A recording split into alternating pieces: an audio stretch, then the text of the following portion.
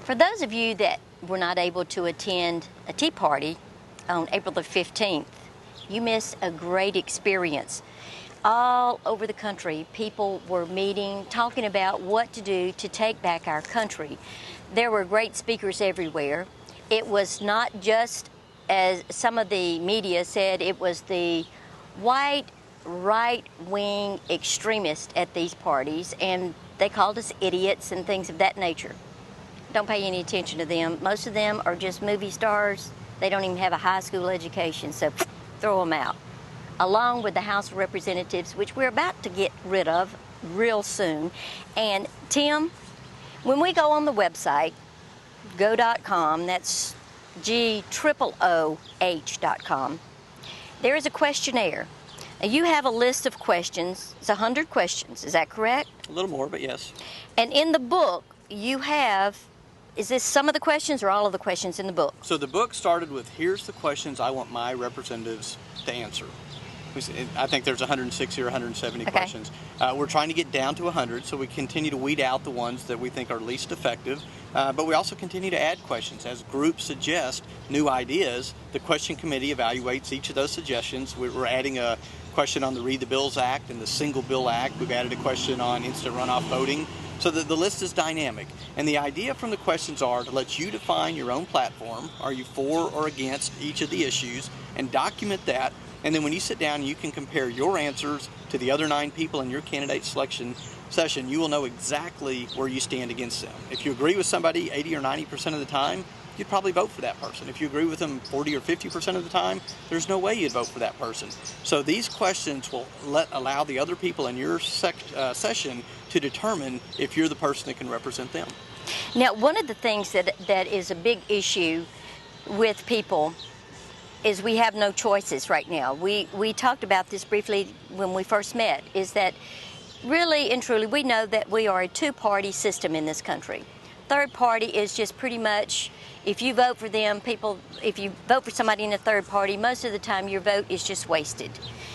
Now on local level, I'm not so sure that we even need to have parties, but in your questionnaire, you address so many things that we need to cover, like for politicians, do you commit to not accept any item valued at more than $500 from any person from this day until the end of your 2-year term? Now, let me say this right now. My husband happens to be a government employee. He's not allowed to accept anything, certainly not even $500. But these guys do it every day. Right. Any business we're in. Imagine your television show. Right, if I come and I just start slipping you money on the side, we all know that that's wrong. Intuitively. Oh, no, I kind of like that idea. But you can't be on the take with money. Right. Yet the system that we've defined makes the politicians go and do that. Right? They have to, because the other guys they're competing against do the same thing. Correct. So we need to change the system. The process is broken. This is so across the board. This covers everybody. You've got questions here that you would ask a lawyer. Will you vote to amend the Constitution to exclude people with a law degree from serving in the House of Representatives? What prompted you to ask that question? Yeah. Is it the language that they deal out you can't even decipher? No, if you go back and read the words of the Founding Fathers, right, we have 3 branches of government, the executive, the legislative, and the judiciary. The judiciary is 100% lawyers. When the country was founded, you go that far back, people knew that there was a conflict between writing the laws and then implementing the laws. So if you're a lawyer, you're in the judiciary branch. And I would say that's where you believe, where you need to be. Now, that's just my answer on that question. So this question, everybody has to answer, right? Not just the lawyers that participate. Would you exclude them from serving? My answer is irrelevant. When you sit down in your group of 10 people, you'll determine if it's relevant how the other people answer that in every other question. That's just one of 100. And then, of course, then we move on, and then to the extremists that go to your website and fill out this questionnaire. This question is just, do you support the ACLU, and will you support the organization with government funding? Now, to people that are extremists, are they likely to get involved and go? I would say it's unlikely. because the way the most extremists work is on the fringe. They try to use the legal system to manipulate the results because they know that the vast majority of the people would never allow them to get their laws passed.